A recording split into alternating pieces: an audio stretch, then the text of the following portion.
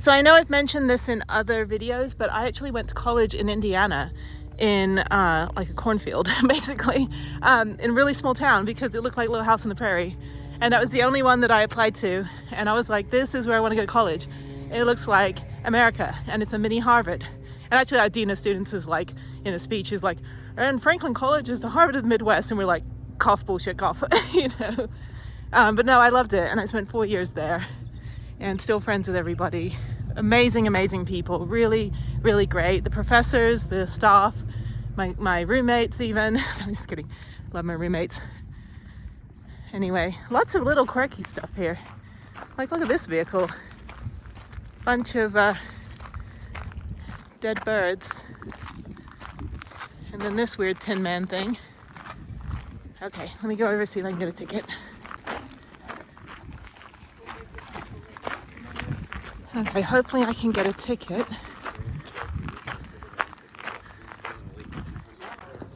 Awesome, so that was Richard. So I got signed up for the 10 a.m. tour, and he's actually not going to charge me if there's only one other person.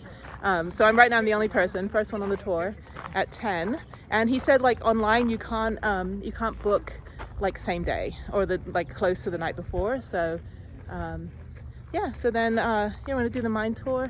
And you can't really see what I'm looking at, but anyway, I'm looking at a bunch of stuff. So you can walk around here, and this is really cool. He was very nice. He's from Willis, which is outside of Houston. Everybody's from Texas. It's really funny.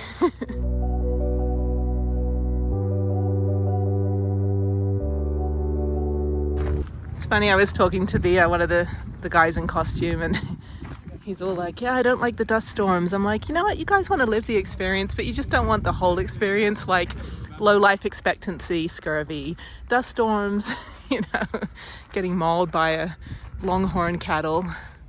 But we want all the fun stuff. It's funny. Really nice people here. Super nice. Gotta wait for one more person. Okay, I'm gonna come back for the 11 o'clock because online the website says that it opens at 11.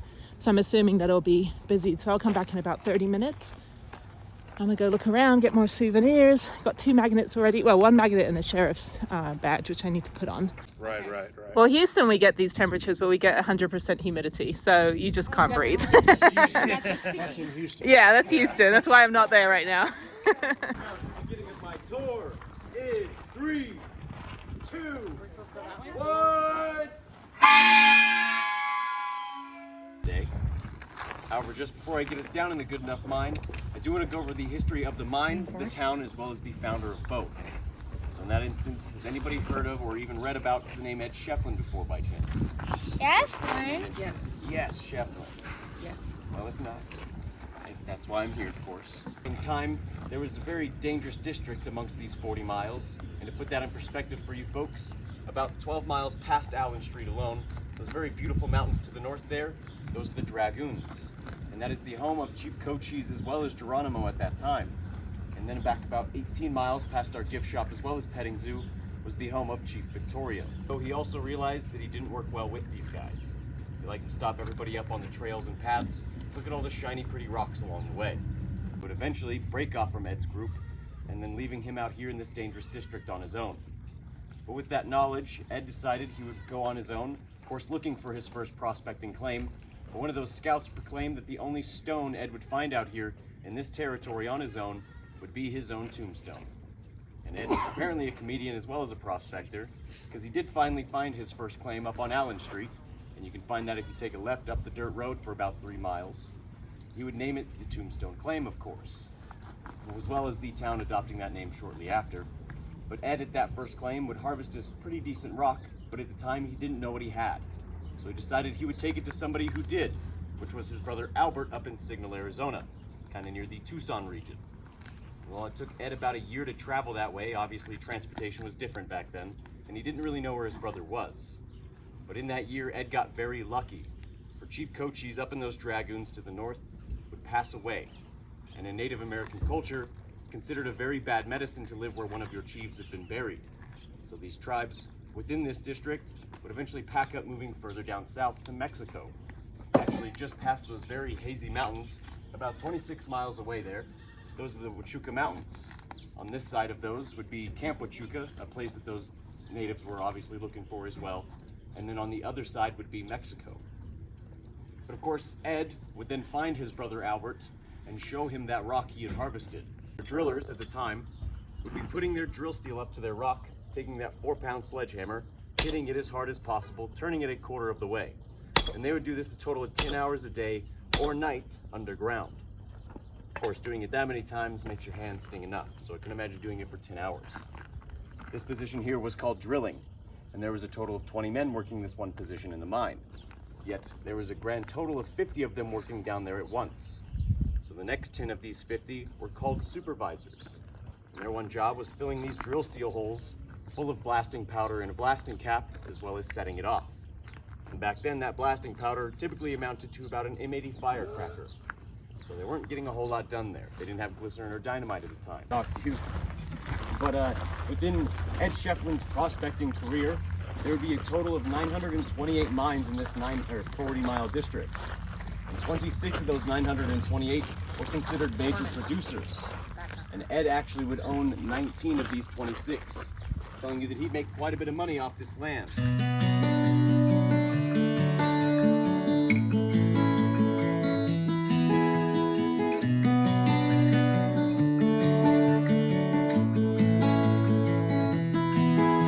That shaft over there actually used to go down 470 feet, which is the entirety of the Goodenough mine. Here behind me, or to the left of me, we call this the Discovery Hole. This is the original entrance and exit to the Goodenough mine. And we do also have our Tough Nut mine. If you were to continue down this hill here, just past the ridge, and you take a left into the wash about 30-40 feet, you would find the entrance to the Tough Nut.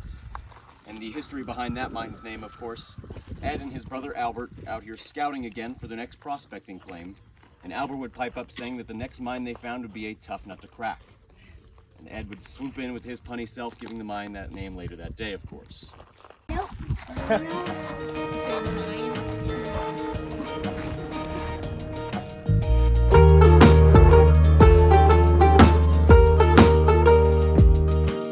High ground over there, where the sun is peeking through, that is obviously the other side of the Discovery Hole I just showed you guys. If you think that climb is steep, imagine doing this one without the stairs. No thank you. Mine now. But I do have a really quick safety briefing to go over, for this is a real mine that does come with real dangers. As you can see here, I'm holding a wonderful yellow chain in my hands. We have these put up for your guys' safety, of course, and they are most likely blocking off a dark drift, dead end, or even a 300-foot drop. So definitely don't cross the yellow chain, unless you got the one-way tour ticket. But I don't think you guys did, so don't do that. And then we do also have some of these ponderosa pines scattered throughout our mine here. These are the original timbers put up by the miners in the 1800s, and as you ask me, they're looking pretty good for their age.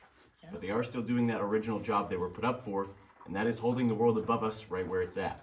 So if we can refrain from leaning or touching on these bad boys, we don't feel like remodeling while we're down here.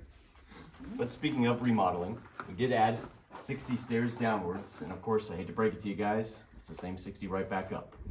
Don't worry, if you take 2 at a time, there's only 30. Simple math.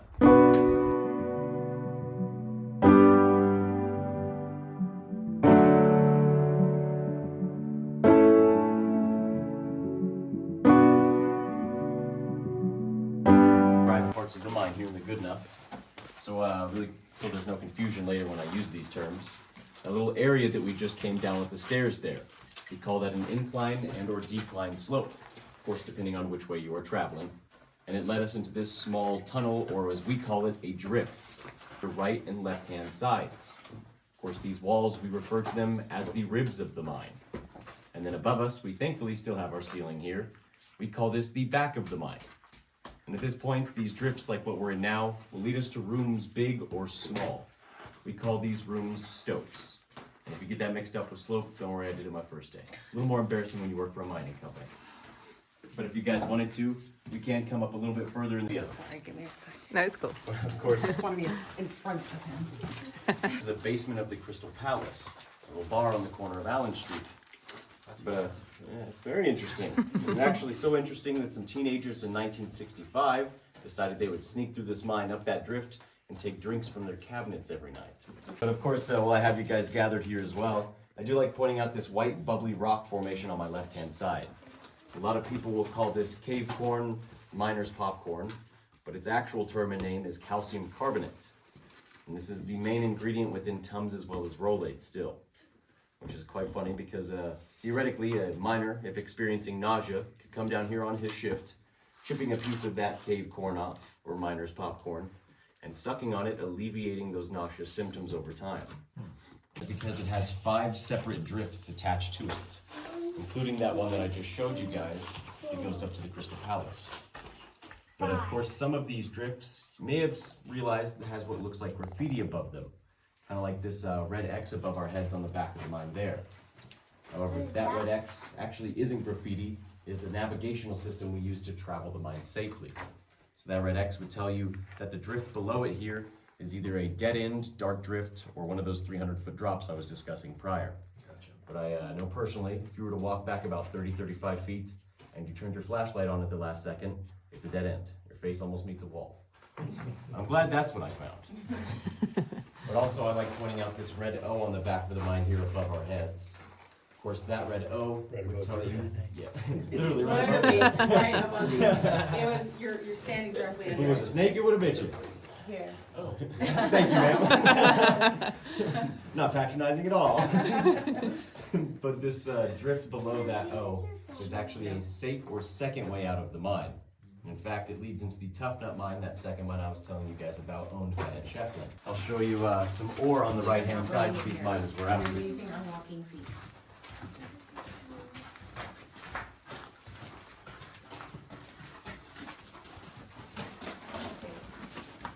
Why did you guys put light in here? So you can see. It'd be pitch black in here, dude. But of course, really quickly while I guys have you here and before I get roasted again, I like pointing out this ugly grayish black rock here next to me. This is called silver chloride mixed with manganese, and this is actually considered low-grade silver, yet it still makes up 97% of silver today. We call cribbing or gobbing. And this was an English and Irish formation of stacking this waste rock that they deemed less valuable to help support the back of the mine. They start to twist, bend, or even crack and pop, telling you that an area above you or around you is going to start shifting very shortly, and you probably shouldn't be around for that one. Next stope called the valley. Valley? The valley. I know what a valley is. What is it? It's like a little town with like. One of the rules were no sitting and leaning on the rocks. So why are you? That's correct. That's why I have this wonderful board right here. This is my sitting board. Just kidding, Corbin. But really quickly, guys, I do like going over why we call this stope the valley. And it's due to a couple reasons. One of which being that this entire stope actually started out as a very large fissure underground. It was created by water pressure because we have these erodive layers to the strata rock or sedimentary rock on this high ground. That's what those orange and red jagged lines are. But that actually, just to verify our theories here, we did have geologists come through and perform tests on this rock. And they came back with microscopic fossils such as plant life and seashells. Jesus. Apparently I had a break in the script there. But we do know that this was at one point in time an underground ocean or seabed, which is quite cool to know that there was an entire biome down here at one point in time. Pointing out this beautiful bluish green rock down here on my left-hand side. A lot of people will get this confused for turquoise, copper, or even lead galena. But its actual name is chrysocolla, the sister rock of turquoise. But I like mentioning this little rock over here because one, it is gorgeous, but two, marketers and jewelers within the past 10 years or so have been harvesting this chrysocolla, selling it as turquoise jewelry. It's a movement, or in our case, a rock above our head in a mine. So if this board had shifted or swiveled or swayed from the 2 points a supervisor had measured prior that day, he would shut down this entire stope of the mine, hoping to make it safe again for the next production line of miners. Light my candle, just to show you the light source these guys had to work with.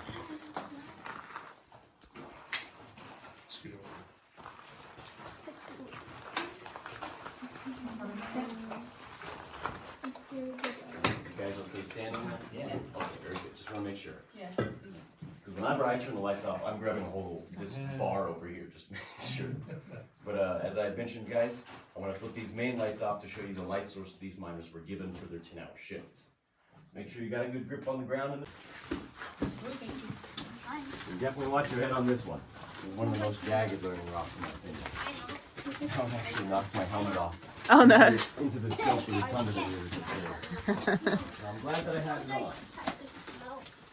These guardrails, this is actually where they would drop down their steam unit boat. From this point it goes down 360 feet, it being the chapel, and it was originally given that name by these miners back in the 1800s. And most of us believe it's because of these timbers up on the high ground over here. To these miners, they may have looked like crosses, especially in the dark. But I just tell people that they were praying they didn't fall down in that hole over there. Weddings, vow renewals. We did also have the first underground military reenlistment ceremony in a mine. Just a couple months ago, in fact. But if you guys, back to the weddings, of course, do know anybody that would like to have their vows renewed, or even wedded 110 feet closer to you know where, I may have added that one myself. This is called an underground geode, or as we call it, bugs. Yeah, geode. This drift actually leads into the Vizima mine, and that is another mine attached to this good enough to allow that constant airflow at this 110-foot level. And then it's actually a different formation. It's called a box crystal. Oh. But that's funny that you also said that it's gypsum, because it is made of gypsum as well as some chalcedony. Hot water, it would turn into a sand crystalline structure, very coarse. However, if you were to compress it and introduce it to cold water, it would restructure itself just as it began. Jeez Louise. Slow down. Above our heads on this left-hand side here, this is high-grade silver. In fact, mostly silver chloride with almost no manganese mixed within it. This hasn't been oxidized or exposed to oxygen. I'm sorry, boss. Oh, you're right. It would be a bluish purple color almost. But of course, really quickly, guys, as I had mentioned, I do like going over the process in which ore is extracted, as well as what we did with this silver from the Good Enough mine.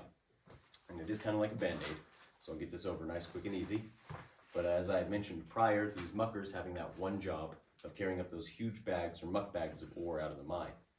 However, once they met the top level, they were loading these bags of ore on the backs of mules or even in wagons, and having it shipped 10 miles away to on Charleston on the San Pedro River, where they had a couple mills, different mills positioned there as well.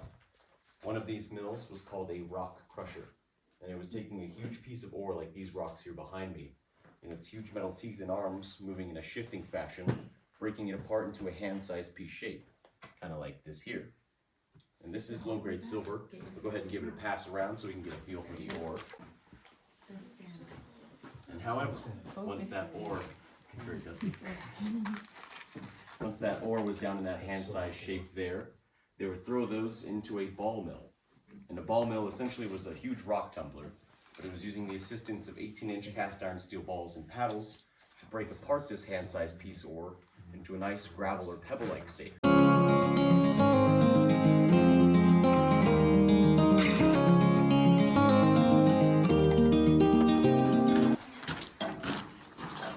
And then I drop it. But guys, since I do have you guys gathered up here, I would like to say thank you for coming down on my tour. Literally coming down. But if you did enjoy, as you know, my name is Nicholas. I was your tour guide for at least most of this tour. It's called the Honey Pot or the Thunder Bucket. But the only guide to run this would be the only one to run this would be making $5 a day, as well as the only one in the mine to do so. But I don't think that dollar was a good recompense for the crappy job. That was really fun. So we had a family, we had a couple. Dogs are allowed on leashes, which I thought was fun. And Nicholas was our guide and he was really cool. And yeah, so I'm done. I want to go explore the rest of Tombstone now. Okay, I got my hat back, but I should probably get a cowboy hat here. Okay, I'm gonna go walk around the town. I'm done with the one thing I really wanted to do, which was the tour. That was fantastic.